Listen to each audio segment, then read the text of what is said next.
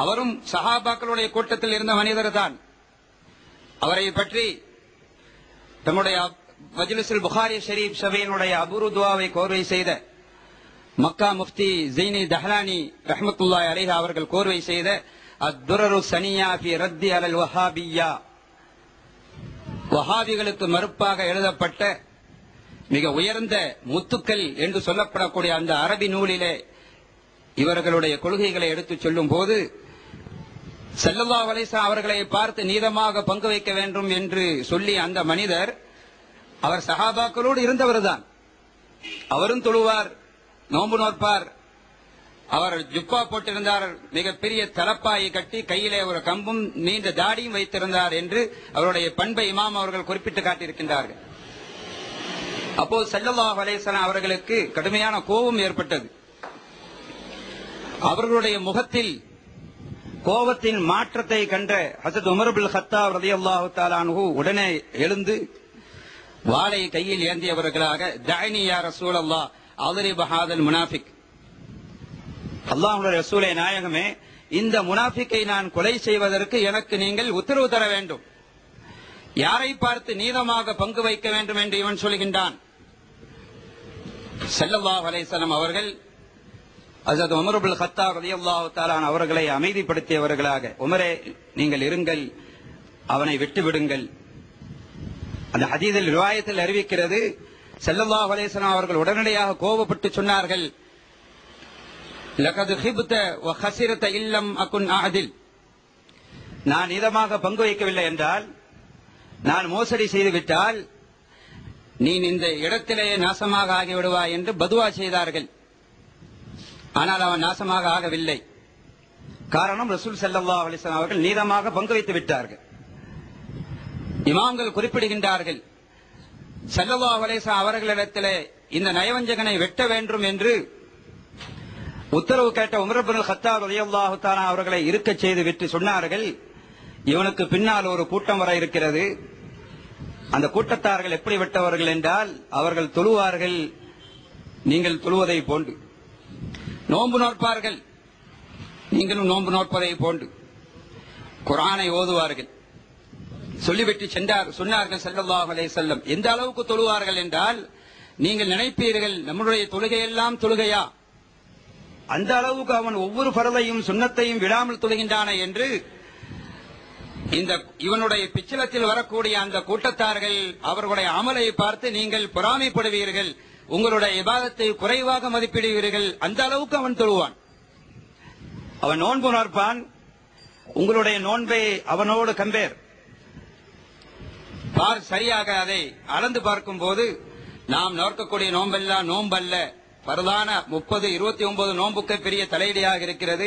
அவன் அத்தனை சுன்னத்தான நோன்பையும் நோக்கிறான், நாம் என்ன நோன்பு நோக்கிறோம் என்று உங்களை நீங்கள் தஹக்கீர் கேவலமாக மதித்துக் கொள்வீர்கள். அவ்வளவு நோன்பு நோற்பார்கள் இவனுடைய பிச்சலங்கள். குர்ஆன் ஓதுவார்கள், ஆனால் தொண்டைக்கு கீழே இறங்காது. எம்புருக்கூன மினத் தீனி கமா தம்புருக்கு சஹமு மினர் ரமியா. இப்படிப்பட்ட இந்த தொழக்கூடிய கூட்டம், நோன்பு நோக்கக்கூடிய கூட்டம், அந்த ரிவாயத்தில் இருக்கிறது, அமலக்கும் மா அமலிஹிம், அவர்கள் செய்யக்கூடிய இபாதத் இருக்கிறது, வெளிரங்கமான அமல்கள், நீங்கள் கேவலமாக உங்களுடைய அமலை மதிப்பீர்கள். அந்த அளவுக்கு அமல் செய்வார்கள். அந்த அமல் செய்யக்கூடிய கூட்டம், குர்ஆன் ஓதக்கூடிய, நோன்பு தொழக்கூடிய கூட்டம், தீனில் இருந்து மார்க்கத்தில் இருந்து விரைவாக ஈமானவர்களிடத்தில் வெளியே சென்று விடும். இதே மாதிரி என்றால், கமா தம்புருக்கு சஹமு மினர் ரமியா, வில்லில் இருந்து அந்த அம்பானது எவ்வளவு வேகமாக சென்று விடுகிறதோ அதை விட விரைவாக ஈமான் என்பது உள்ளத்தில் இருந்து சென்று விடும் என்று சொன்னார்கள். அந்த மனிதர் யார்? துல் குவைசரத்து தமீமி. அந்த துல் குவைசராவுடைய கூட்டம் தான் ஸல்லல்லாஹு அலைஹி வஸல்லம் அவர்கள் சொன்னார்களே, உமரை இவரை வெட்டிவிட வேண்டாம், இவனுக்கு பின்னால் ஒரு கூட்டம் வருகிறது என்று. அதே தமீமி கிளையை சேர்ந்தவர் தான் முஹம்மது இப்னு அப்துல் வஹாப் நஜ்தி. வஹாபிகளின் தலைவனாகிய அப்துல் வஹாப் நஜ்தி, இவனும் தமீமி குலத்தை சேர்ந்தவன். அந்த துல் குவைசராவும் அதே தமீமி குலத்தை சேர்ந்தவன். ஸல்லல்லாஹு அலைஹி வஸல்லம் முன்னறிவிப்பு செய்தது சரியாக மாறிவிட்டது. இமாம் ஸைனி தஹ்லானி ரஹ்மத்துல்லாஹி அலைஹி அவர்கள் அப்துல் வஹாப் நஜ்தியை பற்றி சொல்லும்போது ஹிஜ்ரி 1111 பிறந்தான். அந்த பிறந்து 96 வருடங்கள் இந்த உலகத்திலே வாழ்ந்து மக்கா, மதீனா, தாயிப், ஜித்தா அனைத்தும் அஹ்லு சுன்னத்துல் ஜமாஅத்தினுடைய கோட்டையாகத்தான் இருந்தது.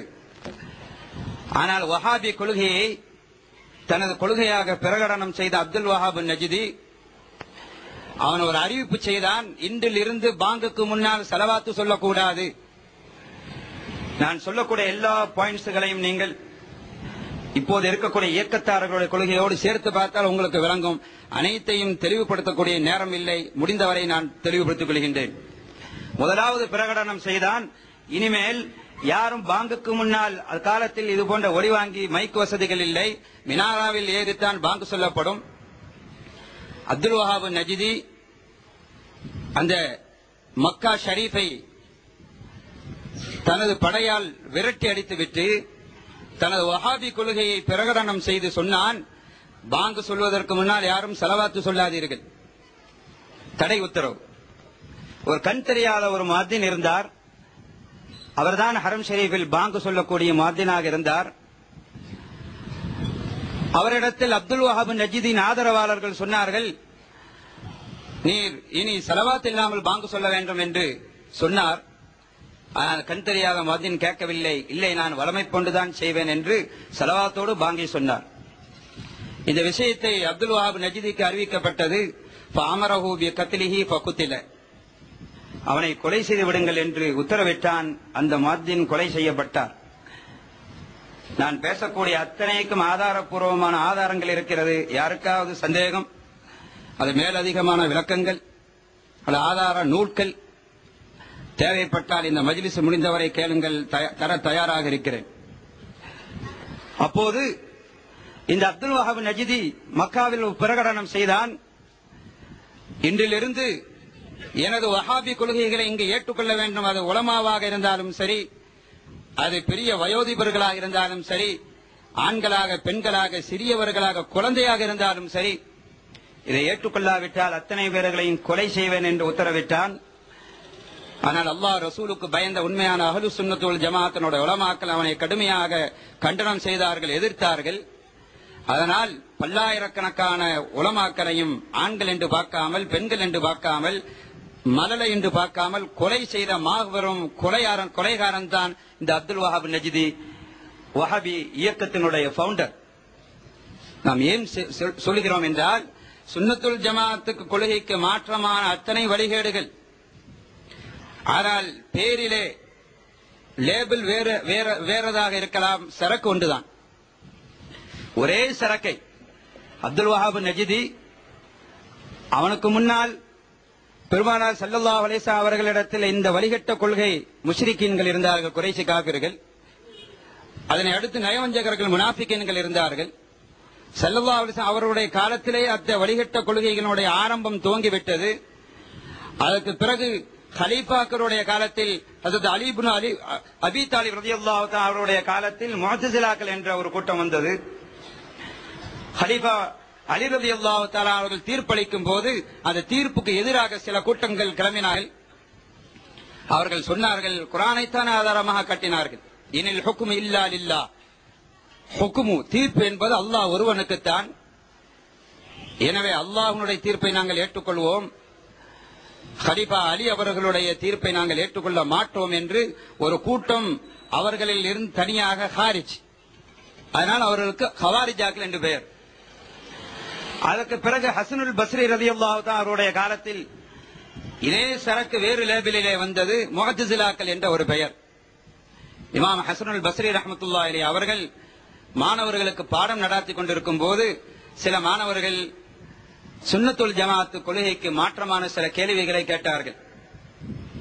அப்போது ஹசனுல் பஸ்ரி ரயீசு தாபிஈன், தாபிஈன்களுக்கெல்லாம் தலைவராகிய இமாம் ஹசனுல் பஸ்ரி ரஹ்மத்துல்லாஹி அலைஹி அவர்கள் சொன்னார்கள், இந்த கேள்வி இந்த மஜ்லிஸிலே பாடத்திலே நீங்கள் கேட்கக்கூடாது, இது அகீதாவுக்கு மாற்றமான ஒரு கேள்வி. எனவே எனது மஜ்லிஸில் இருந்து, பாட அறையில் இருந்து நீங்கள் எழுந்து சென்று விடுங்கள் என்று உத்தரவிட்டார்கள். சில புரட்சி கொடியை தூக்கிய அந்த மாணவர்கள் தங்களுக்கு அஹ்லு தௌஹீத் தாங்கள் தௌஹீதுவாதி என்று தங்களுக்கு பெயரிட்டவர்களாக